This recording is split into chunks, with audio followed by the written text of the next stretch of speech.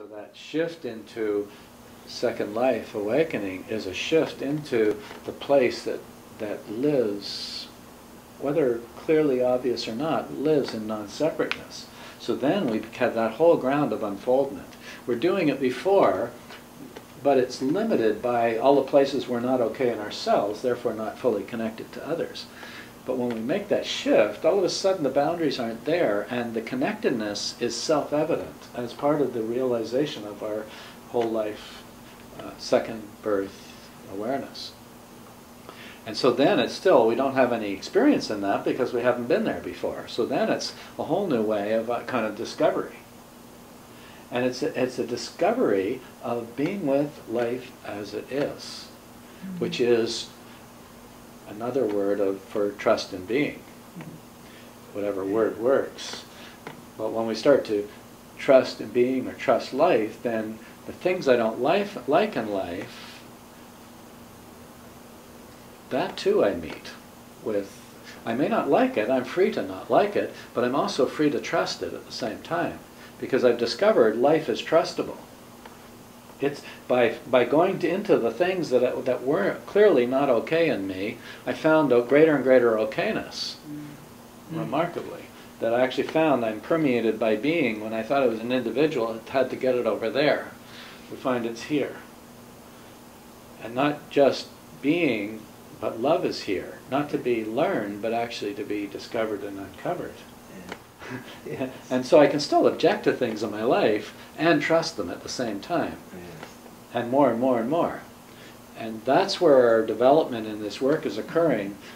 These processes of awarenessing are in a sense saying, I no longer can fix them. Let's see what happens when I give some space to what life does. And life awakens us.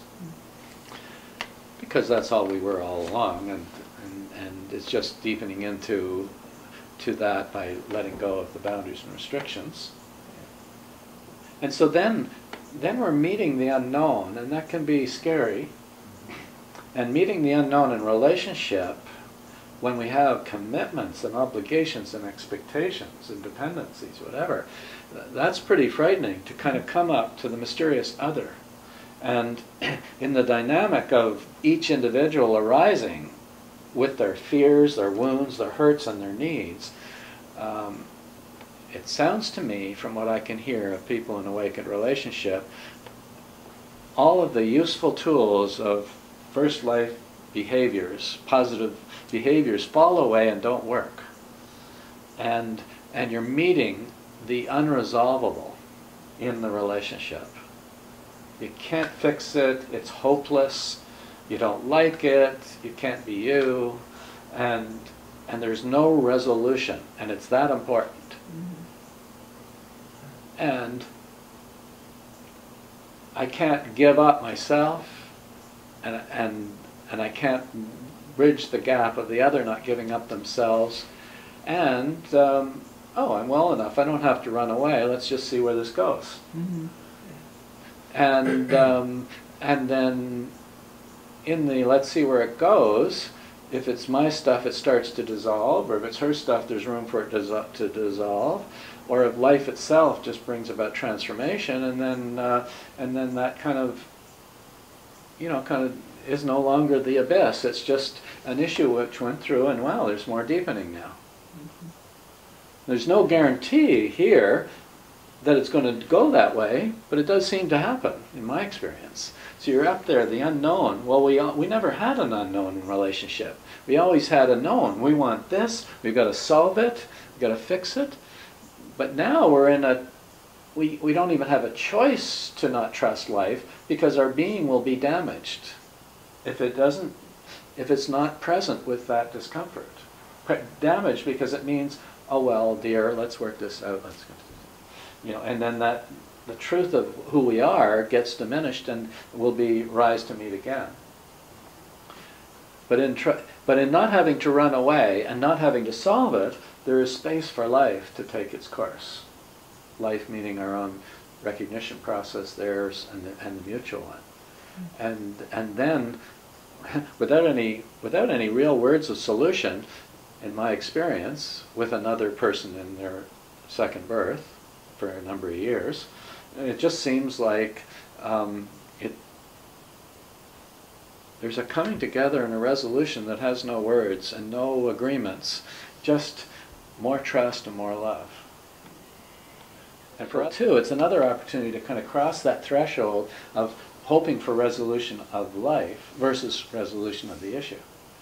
So in being trapped in the situation, we're faced with a chance to be with life as it is. And I hope that the point is clear, that it's subtle, but it's not that we don't want to get out of difficult situations. That's natural. We can be as strong as we want about that.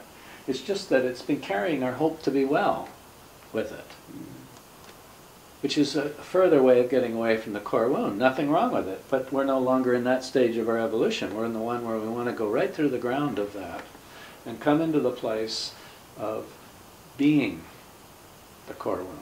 The place in which the duality is not perceived as discomfort, but lived as the juice of manifesting life in us. And that process is more dramatic than we know when we come into second life or approaching it. Dramatic because it's almost like giving up all of the hopes that we had for a better life, for whatever they were. And we're then going into the place that's got less and less hope for it, and we find ourselves in the place of no hope and absolute trust in life. In the dynamic of unresolvedness that's like a fire of life force. So the impermeable, difficult situation that can't even get the spiritual awareness into it gets to be lived through as a gift of full surrender into the center of our being, in which nothing can come up that we have to resolve, and we have the freedom to go about resolving anything we want as much as we feel drawn to doing it. So the outer doesn't go away, but the inner starts to be in a place of wellness, increasing wellness, because there's no expectation of it out there. We're living in the center of wellness through what looks like pure mud.